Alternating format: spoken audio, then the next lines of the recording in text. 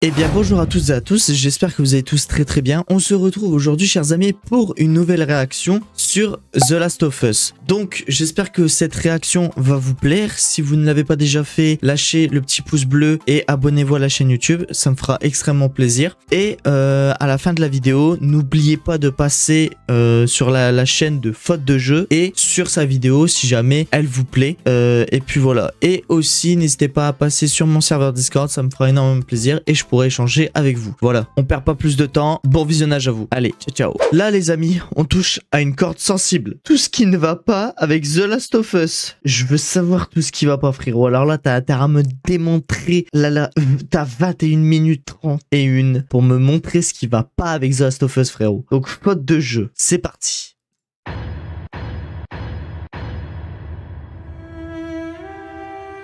Tout ce qui ne va pas avec The Last of Us. Attention spoiler.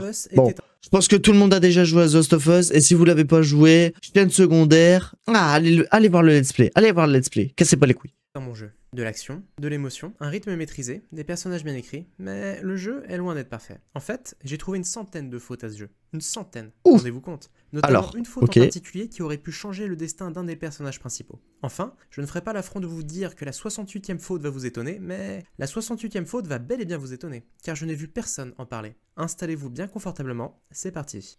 Le jeu est censé se dérouler en 2013, et Sarah, la fille de Joel qui a 12 ans, possède un ghetto blaster des années 90. Les news ont le temps de titrer qu'il y a une forte hausse des admissions pour infection. Pourtant, quand on voit la rapidité avec lesquelles les infectés se transforment, on imagine que les hôpitaux seraient très rapidement devenus des boucheries, ne laissant pas le temps aux journaux de titrer. C'était quoi? Deux explosions au loin à l'extérieur de la maison de Joel. Autant d'explosions qui surviennent lors de l'apocalypse zombie, ça semble exagéré. Les gens deviennent agressifs et cannibales, pas des assoiffés de pyrotechnie comme si c'était le 14 juillet le plus chaud de leur région. Mais où est-ce que t'es? Rappelle-moi. Qui laisse son téléphone la nuit avec seulement 35% de batterie sans le mettre à charger?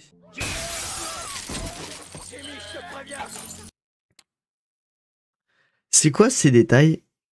C'est quoi ces détails là? C'est quoi c'est des fautes? Des fautes? Tu te fous de ma gueule juste parce que tu vois un portable à 35%? Des fautes? Rappelle-moi. Qui laisse son téléphone la nuit avec seulement 35% de batterie sans le mettre à charger? Ça m'est déjà arrivé. Juge pas frérot. Déjà 4 fautes et ça me prend 1 minute 20 et... J'admire le pragmatisme de Joel. Il voit son voisin ensanglanté et au lieu de tergiverser sur le fait de « je le tue pas », bam, il l'abat sur le champ. J'imagine qu'il a déjà dû voir Walking Dead et qu'il en avait marre de voir des personnages fades faire n'importe quoi et se faire infecter à cause d'erreurs incroyablement stupides. Bravo Joel, une faute en moins. C'est la ferme de Louis. La ferme est entièrement en feu. Encore une fois, ça paraît exagéré pour des individus qui deviennent simplement cannibales.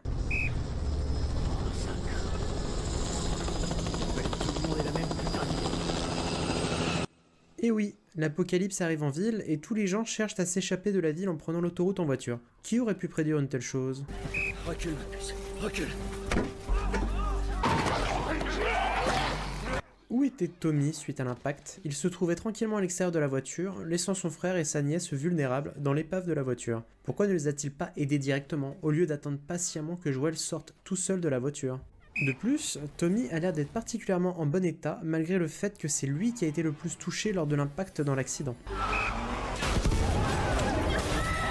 Ok, là-dessus il a pas tort. C'est vrai, là-dessus il a pas tort. C'est vrai que quand tu regardes les images de Tommy, c'est vrai que quand tu vois que la voiture tape en premier et surtout que ça tape en plus Tommy en premier, c'est vrai qu'il a pas tort là-dessus parce que t'as Sarah qui est derrière, qui a la cheville cassée. Joel derrière qui a des impacts de verre sur lui et il y a juste Tommy du coup qui n'a pas vraiment, qui n'a rien quoi. Donc bon, c'est vrai, là il a pas tort, j'avoue. Encore une explosion sans aucune raison valable. La voiture a juste tapé un bon gros YOLO dans la station. Scénario. Les infectés doivent vraiment aimer les feux d'artifice. Oh merde. À quel moment Sarah se fait toucher? On voit que l'effusion de sang survient quand Joel est sur la trajectoire de la balle. Pourtant, Sarah prend la balle et Joel n'en prend aucune. Je vous en prie. Timing improbable. J'avoue. Alors le problème c'est que je vais être, en fait, je vais être à la fois saoulé, mais à la fois je vais être d'accord avec lui parce que j'avoue que c'est pas faux.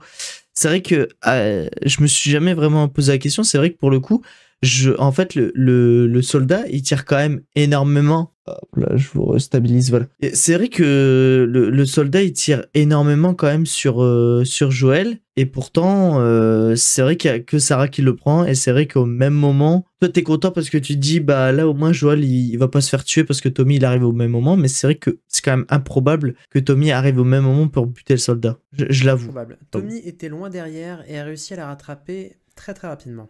T'en veux un? Non, non, j'en veux pas. Ça tombe bien car il n'y a qu'un seul verre sur la table. Visiblement, après l'apocalypse, le papier et les stylos ont disparu. Maintenant, c'est retour à Cro-Magnon avec narration sur les murs.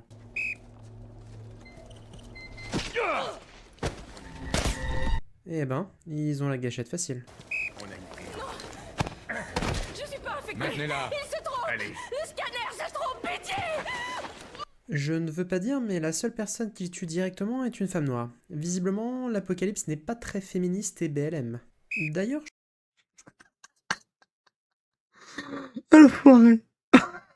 je ne pense pas qu'exécuter les gens malades en pleine rue devant témoins soit très pertinent pour le pouvoir en place qui tient la zone. Faire preuve d'autant de violence en public pourrait semer les braises d'une guerre civile. Vous pouvez passer. Vous voyez, à peine je le dis et des rebelles se mettent à mitrailler. Ils auraient dû m'écouter. Pas très subtil comme passage secret. On voit clairement le trou en haut du meuble. C'est vrai. C'est vrai, il a pas tort. J'espère que vous appréciez faire la courte échelle, car ça représente une bonne partie des énigmes environnementales du jeu. Initialement, je voulais les inclure en totalité au montage, mais ça représentait beaucoup trop de travail. Du coup, il faudra me croire sur parole. Je l'ai. Super, apporte-la ici. Si ce n'est pas la courte échelle, ce sera les échelles tout court, ou les planches, dans le même style. Malgré l'apocalypse, Bricorama est encore ouvert. Attends, des sports. Comment font-ils pour voir les spores à l'œil nu? C'est un miracle qu'ils aient survécu jusqu'ici. De plus, les spores qui se déposent sur leurs vêtements fait qu'ils en respireraient par inadvertance, même après être sortis des zones contaminées. Le corps n'est pas très vieux. On ferait mieux d'ouvrir l'œil et de tendre l'oreille. Tess dit que le corps n'est pas très vieux, mais la décomposition a l'air plutôt avancée. Ce n'est qu'après qu'on a remarqué les spores. C'est bien ce que je disais. C'est un miracle que les gens qui passent régulièrement par des tunnels, donc Joël et Tess, aient survécu jusqu'ici. Putain, ça fait un bail que j'attends ce rat. Une bonne idée de reconversion pour Anne Hidalgo, si jamais elle n'est pas reconduite à la mairie de Paris. Faut qu'on passe. On vous fera pas de mal. Je pense, à mon avis, s'il dit la faute que je pense, c'est vrai que c'est réel. Pour le coup, c'est vrai que c'est réel. Même moi, quand j'ai joué à The Last of Us, même remasterisé. On veut juste Robert. Ne faites pas ça. Est-ce qu'il va dire la faute là? Hors de question que je parte sans Robert. Ce bug audio m'est arrivé lors de ma partie. Malgré que le jeu ait eu je ne sais combien de versions, PS3, PS4 remasterisé, PS5 optimisé, et enfin un remake, il y a toujours des bugs. Non, alors là-dessus, là-dessus c'est pas vrai, parce que du coup, The Last of Us sur PS3, c'est vrai, ça le faisait. The Last of Us Remastered sur PS4, c'est vrai aussi que ça le faisait. Ils avaient pas encore corrigé le bug. Par contre, sur PS5, The Last of Us Part 1 et même sur PC, le bug a été corrigé. Il y a plus de bug. Donc là-dessus, il a tort. Là-dessus, la faute, tu peux la retirer, frérot. Parce que c'est faux. Il y a plus de bug. À partir de The Last of Us Part 1, ils ont fait en sorte d'optimiser pour que les scénarios soient corrects. Pas mal. Ok, Tess. Je ne suis pas sûr que ce soit le genre de truc à dire après avoir exécuté froidement quelqu'un, mais bon, c'est l'apocalypse après tout. Qui suis-je pour juger? C'est vraiment une idée de merde. T'as pas l'air très en forme. Où est Robert? Les fautes qui comptent sont des moments Marlène pas vraiment des demande fautes. où est Hein. Robert, comme si elle n'avait pas vu ou entendu ce qu'il vient de se passer. Elle est blessée, donc elle n'aurait pas pu arriver rapidement. D'ailleurs, Joël l'aurait vu arriver, dans la position où il était. C'est bizarre cette manie de coller les affiches par 3, et même parfois assez souvent avec le même criminel sur chacune des affiches. Comment tu veux qu'on grimpe là-haut? Donne-moi une minute. Là, vous avez devant vous le boss final du jeu. Oubliez les courtes échelles et les échelles. Voici la sainte caisse à déplacer. C'est l'énigme environnementale numéro 1 du jeu. J'espère La que vous poubelle. aimez, car ça, vous allez en bouffer. Ce tunnel, vous faites du trafic dedans? Ouais, Des trucs illégaux? parfois. Et une gamine, ça se fait? Trafic illégal de gamine. Dommage qu'Epstein n'ait pas survécu jusqu'à l'apocalypse. Il aurait fait un carton.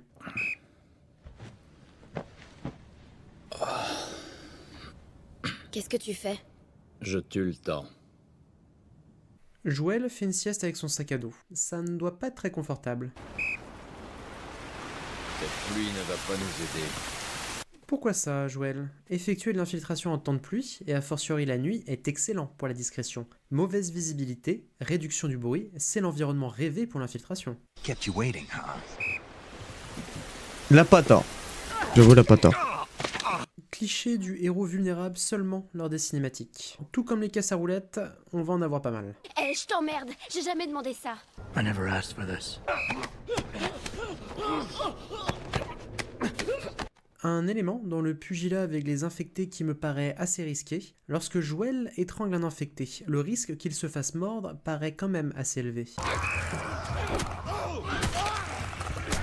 De même, lorsque Joël se bat à main nue avec un infecté, le risque que Joël se blesse avec les dents ou un os de l'infecté est assez élevé. Pourtant, il semble le faire sans souci depuis une vingtaine d'années. Ellie n'est pas rousse. Elle est châtain ou auburn?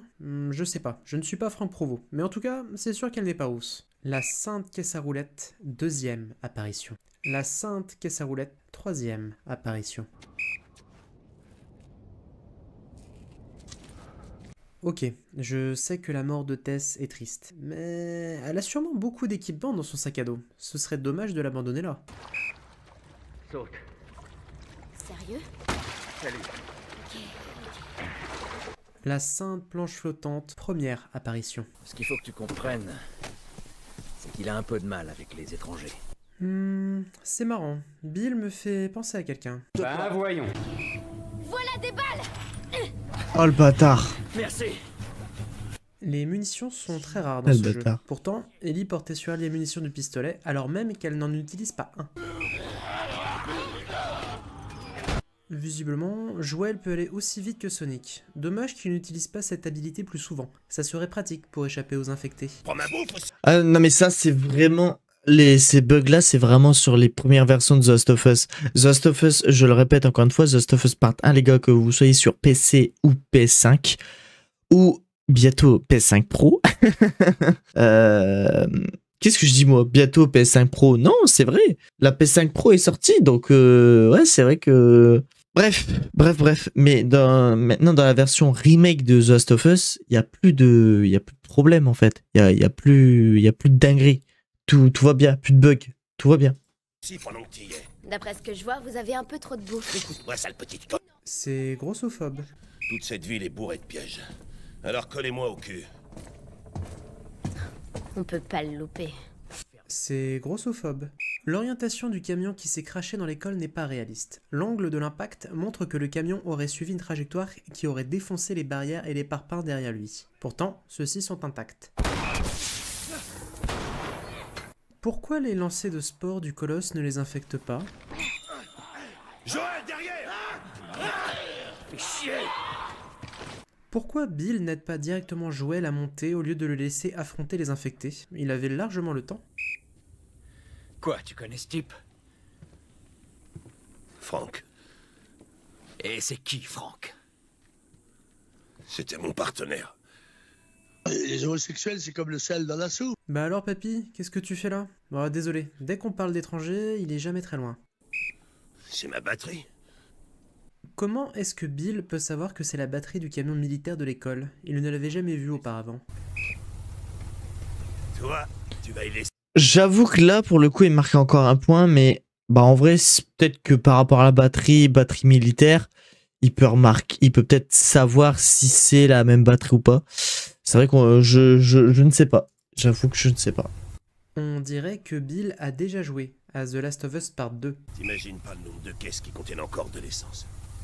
Comment font-ils pour reconnaître le bon type de carburant pour le véhicule en siphonnant les autres? Diesel, samplon 95, samplon 98, bioéthanol, huile végétale, GPL, GNV? Comment est-ce qu'ils font pour savoir? Comment il peut arriver à marcher avec ce truc entre les jambes? Étant personnellement touché par ce même fléau, je peux témoigner. On s'y fait, même si c'est vrai que ça peut être gênant, notamment lorsque vous faites du vélo. Je croyais que vous aviez plein à manger avant. Ouais, c'est vrai. Mais certains choisissaient de ne pas manger. Et pourquoi ça? Pour l'apparence. C'est débile. C'est minsophobe. Finalement, Ellie n'est pas très tolérante, malgré qu'elle fasse elle-même partie d'une minorité. Alors sachant que... Alors attends, remets-toi dans le contexte. Pour elle, ça semble débile que des personnes, soit qui bouffent trop ou soit qui bouffent pas assez, enfin on va dire pour des mannequins, comme là c'était un mannequin qu'on a vu, elle a pas conscience de ça parce qu'elle est née, alors si je dis pas de conneries, elle est née pendant l'apocalypse. Ouais, c'est ça, parce que c'est 20 years later. Ouais, c'est ça. Donc elle est née pendant l'apocalypse. Donc elle a connu le monde d'après, pas l'ancien monde. Donc c'est pour ça que Ellie, elle trouve ça con parce qu'elle se dit putain, on a déjà du mal à survivre, à bouffer, alors qu'avant, dans l'ancien monde, il y avait de la bouffe absolument partout, mais les gens ne se forçaient pas des moments à manger, n'avaient pas l'envie de manger. C'est pour ça, elle a pas le concept. C'est comme si c'est comme si vous donniez le concept actuellement, vous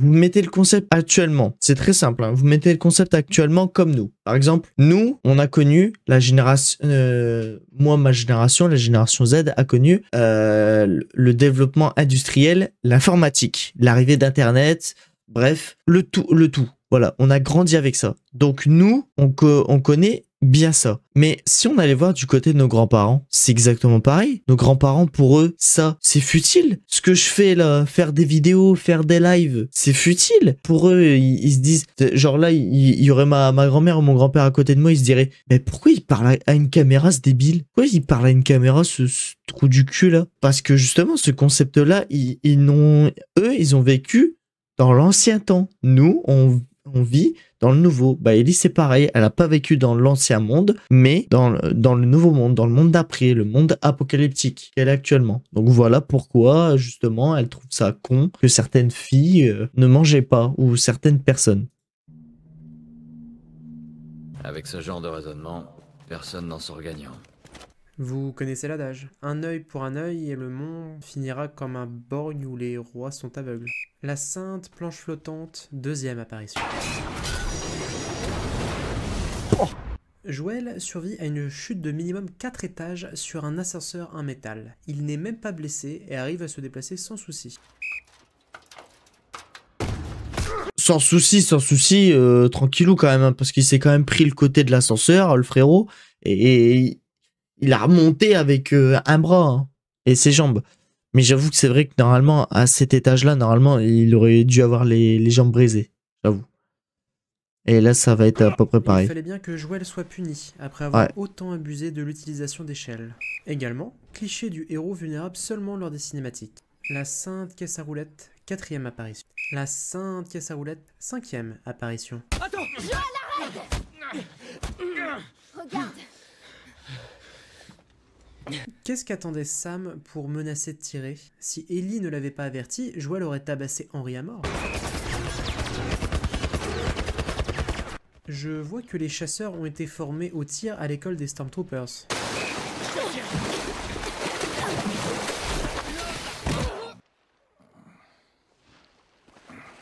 Henry, il est réveillé. Joël, on est vite. La question que je me pose, c'est est-ce qu'il va faire tout le jeu? Joël était KO et Ellie ne sait pas nager. Henry est censé les avoir sauvés, mais la plage où ils ont échoué est bien loin du pont. Pas moyen qu'ils aient survécu une telle distance en dérivant dans l'eau. L'histoire de Ish et des habitants des égouts qui est racontée via les notes et la narration environnementale est particulièrement réussie. Il nous sort de là. Faut pas, dépêche-toi. Ok, allez. Une idée, au lieu de laisser la porte ouverte, pourquoi ne pas la rebloquer avec un tuyau dans la poignée comme elle l'était auparavant? Les infectés mettraient beaucoup plus de temps à passer la porte. Scénario. Scénario.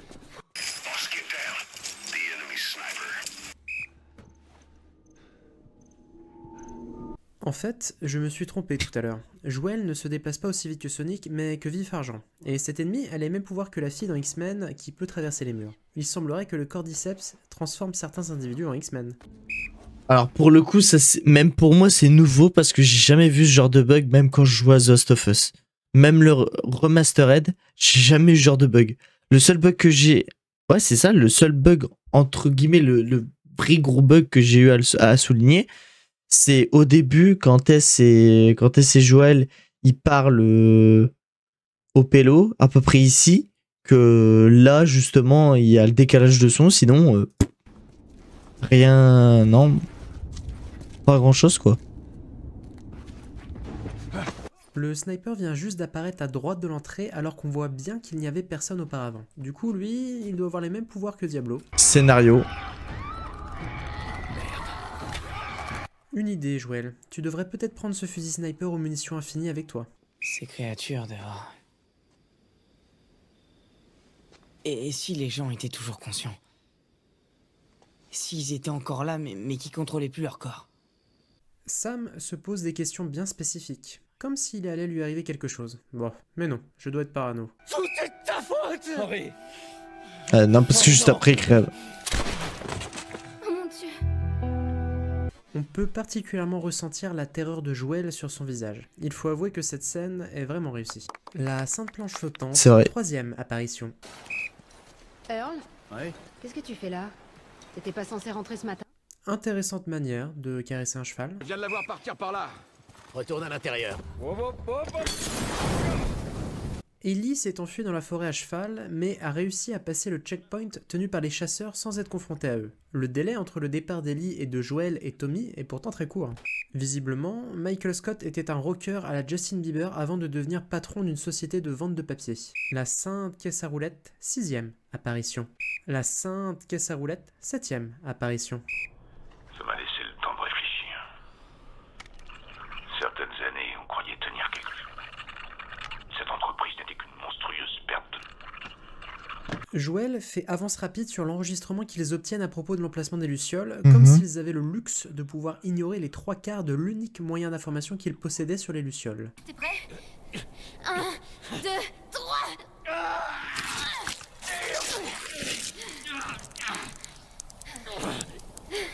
Oui, pas moyen que Joël survive, vu le sang qu'il perd au moment de l'impact et le sang qu'il continue à perdre une fois qu'il s'est extrait du morceau de métal. Joël Joël Comment est-ce que Ellie arrivera à remettre Joël sur selle? Le bestiau a l'air de peser au moins 80 kg, sans compter qu'il faut pouvoir le stabiliser de manière durable pour le trajet alors qu'il est inconscient. C'est vrai. D'un coup, j'ai comme des flashbacks de Resident Evil 4. Je crois que ce claqueur a voulu initier un battle de breakdance, mais il a perdu avant même d'avoir commencé. On dirait que les derniers à les avoir affrontés ont perdu. Eh mais lui c'est un génie. Qu'est-ce que vous J'ai juré c'est un si génie. vous étiez acculé et poursuivi par des infectés en plein hiver? Exactement. La première chose que je ferais, ce serait de me mettre pieds nus. Et voilà.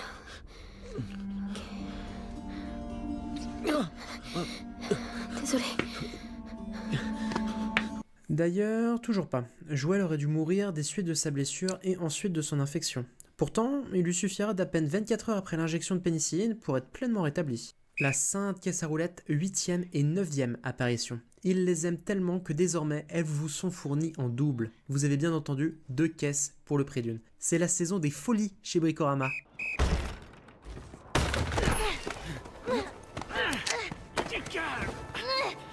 Cliché du héros vulnérable seulement lors des cinématiques. Tu es spécial. Ouais, ça confirme mon hypothèse du début de la vidéo. Epstein aurait vraiment cartonné lors de l'apocalypse. Cliché du héros vulnérable seulement lors des cinématiques. S'il te plaît, fais un effort. Sinon, je t'arrache ton putain de genou. Quelle ironie. Si seulement tu savais ce qui attend ton genou, Joël. Écoute, tu vas l'indiquer sur la carte. Et ça a intérêt à correspondre exactement à ce que ton pote me dit. C'est assez risqué de lui mettre un couteau entre les dents et de tenir son visage aussi près du sien. La sainte caisse à roulettes, 10e apparition.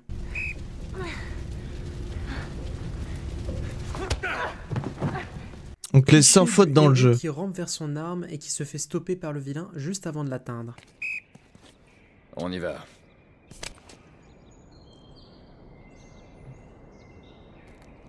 Ellie.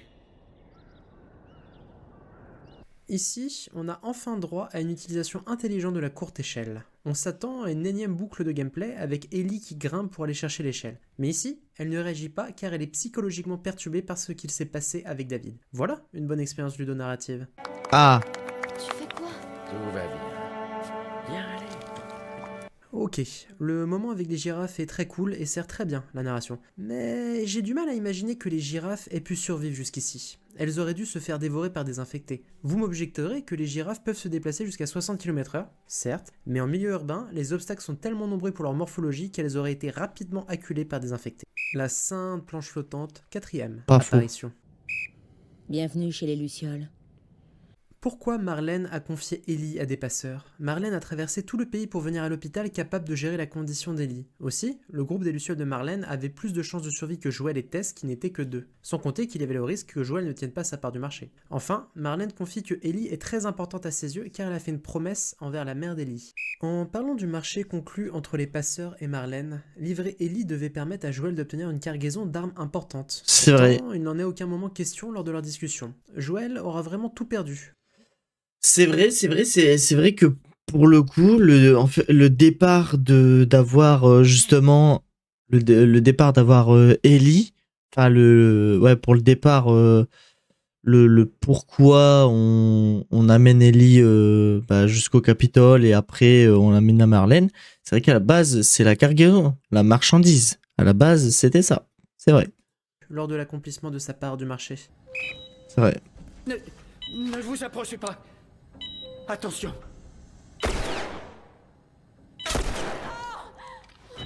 Espèce de monstre!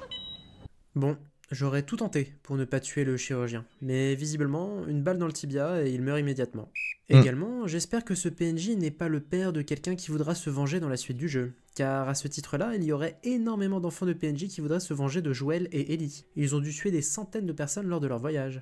Enfin, ce chirurgien est un mauvais chirurgien. À aucun moment il n'avait besoin de tuer Ellie pour commencer à travailler sur un remède, et ce, pour plusieurs raisons. Accrochez-vous, ça va être long. Premièrement, il n'existe pas de vaccin pour des infections fongiques actuellement dans le monde. Il aurait dû se mettre à développer un tout nouveau type de vaccin sans aucun travail préalable, ce qui relève de l'impossible. Ou au moins, il aurait dû prendre son temps. Ce qui m'amène au deuxième point. Il est extrêmement rapide pour décider de tuer le seul individu qui ait jamais résisté à l'infection. À peine quelques heures, il veut déjà l'exécuter alors qu'il pourrait recommencer à faire des tests sur ses fluides corporels sans avoir besoin de la tuer. Troisièmement, il n'avait aucun besoin de retirer le cerveau d'Ellie pour travailler dessus. À titre de comparaison, vous n'avez pas besoin d'extraire tout le sang d'un individu pour faire des analyses sanguines. En effet, il aurait pu pratiquer une biopsie, prendre un minuscule échantillon du fungus dans le cerveau d'Ellie et travailler dessus. Ça aurait également pu éviter de tuer la seule source de fluide corporel et d'ADN résistant à l'infection. Bref, tout ça pour dire qu'il n'avait pas l'air très compétent, contrairement à ce qu'on essaie de vous faire croire dans la partie 2, et qu'au final, il mérite plutôt bien son sort par blessure mortelle au tibia.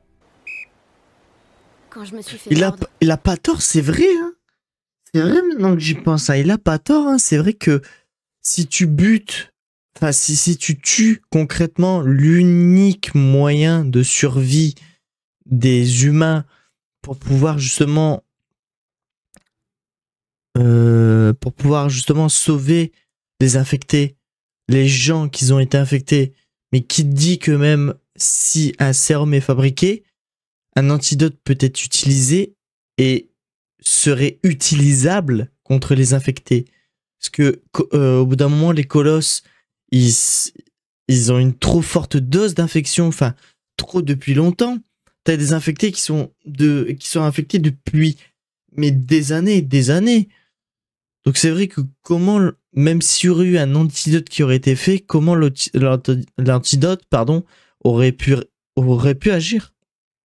C'est vrai. Il a pas tort. J'avoue, il a pas tort. J'étais pas toute seule. Ma meilleure amie était là. Elle s'appelait Riley et ça a été la première à mourir. On vous annonce le DLC du jeu à la fin du jeu. C'est vrai. 98 fautes.